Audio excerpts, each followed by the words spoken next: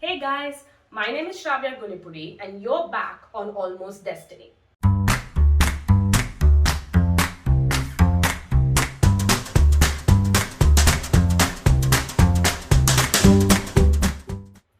In today's video, we are going to be talking about a trip that I did from Hyderabad to Coorg. And then in part 2 of this video, I'm going to tell you everything I saw in Wayanad when I went from Coorg to Kerala. Before we begin, I just want to let you know that there are many ways to actually get to Coorg from Hyderabad, but we chose to do a road trip. You can also choose to go on a road trip, and this will take you about 16 hours to get to Coorg, even after you make stops for breakfast, lunch, and snacks. However, if you choose to have a stop in between, you can also stop at Bangalore or Mysore for the night and then proceed the next day to Coorg. Alternatively, you also have other modes of transport such as flights, buses, trains. So just take your pick and go in a way that suits you the best.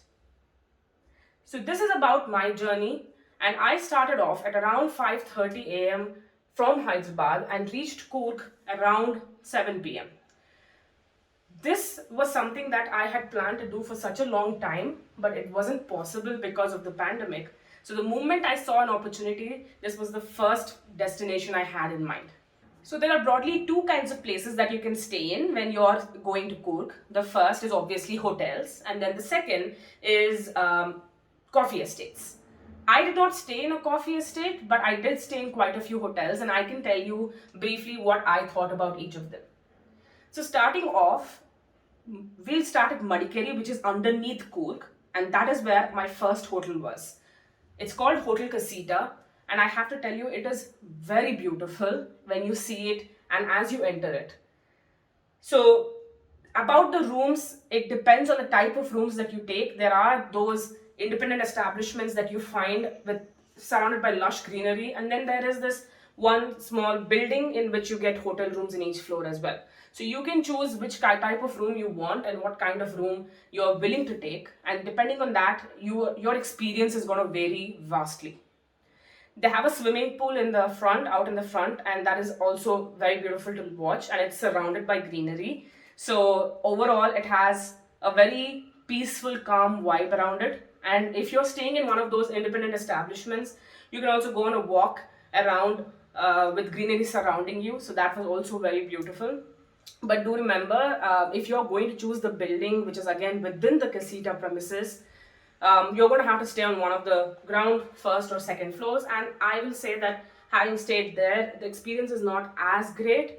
But then again, we chose that because we were a little worried about insects and all the other problems that you might have if you're going to stay in those independent establishments. The second hotel I stayed in is when you go up the hill. It's called Hotel Coorg Palace, and it comes on your right as you're going up the hill. And this is a room that I stayed in as well. I really enjoyed my stay in Hotel Coorg Palace because number one, the rooms are very spacious, so it's really beautiful. You get a sit-out area, you get this big bed, and you also get a balcony in which you have seats for you to just sip your morning coffee or tea and just look out at the view. So that is something that really brightened up our trip. So I really enjoyed staying in Hotel Coorg Palace. The third hotel I stayed in is Tribo Vrindavan. I was a little skeptical about this place, but I have to say I was really pleasantly surprised. The rooms were beautiful again. I really liked the room that we stayed in. It was on the ground floor, so it was pretty accessible and easy to get out and come in. And the color coordination is very pleasant. The neatness, it's so clean that you feel very safe and you feel like you don't have to really worry too much about sanitization or cleanliness. So it's very well maintained, and you also get a free buffet breakfast if you book the room with the breakfast, and the breakfast is very good as well.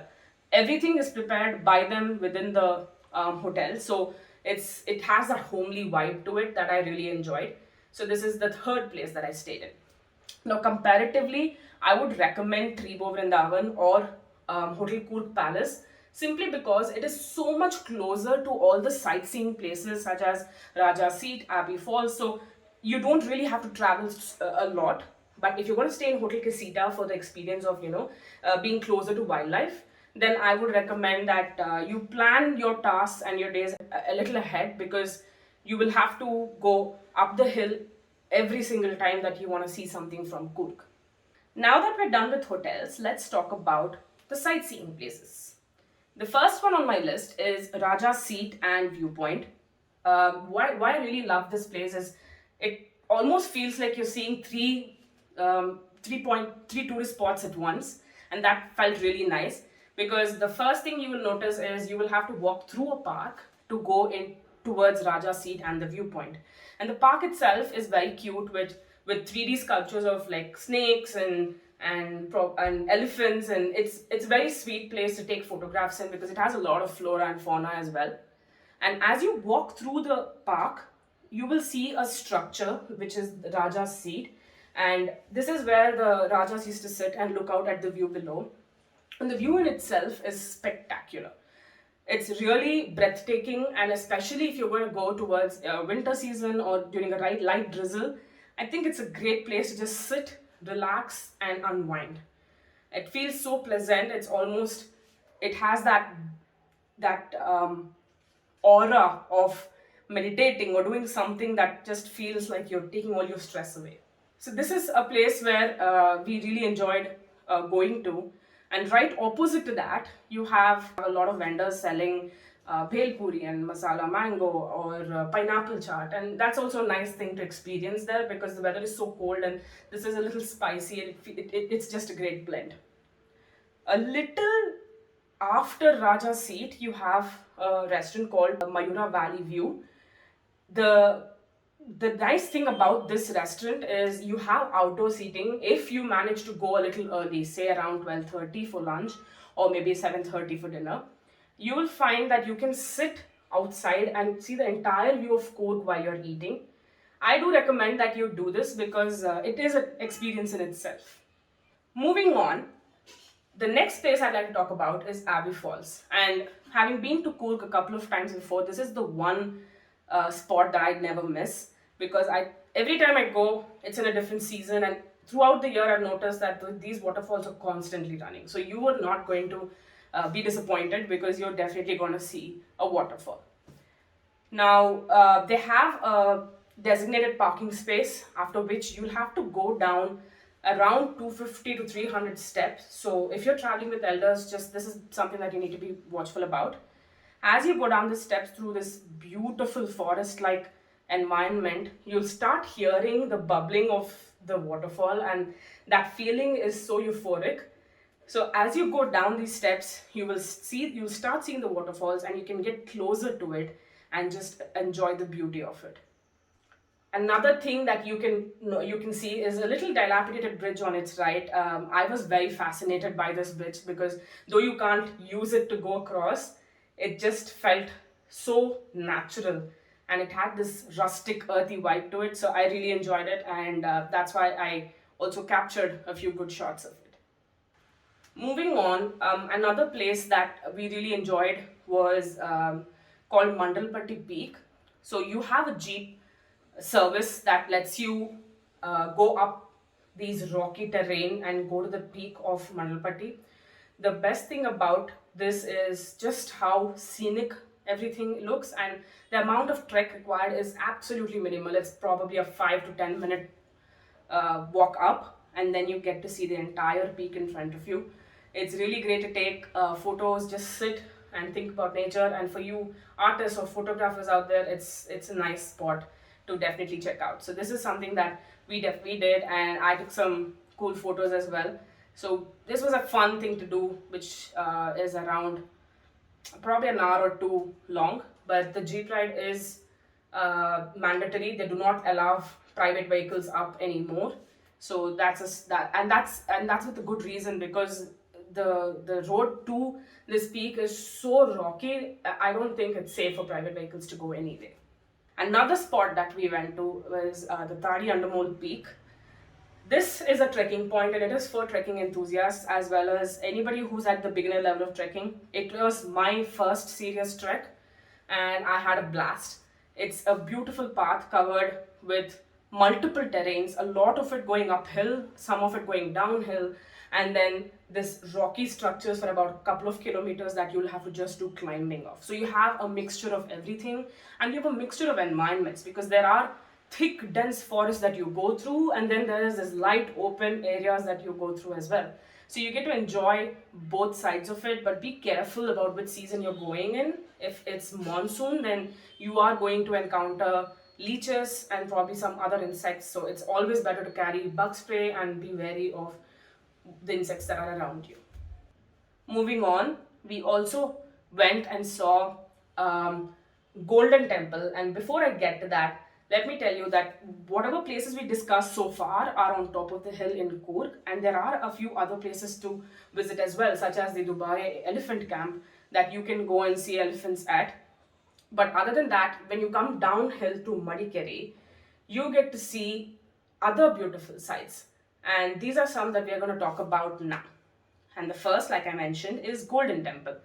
So the Golden Temple, which was actually closed 3 years back, is now open for tourists. So you can go and see the monastery and how the Buddhist monks live.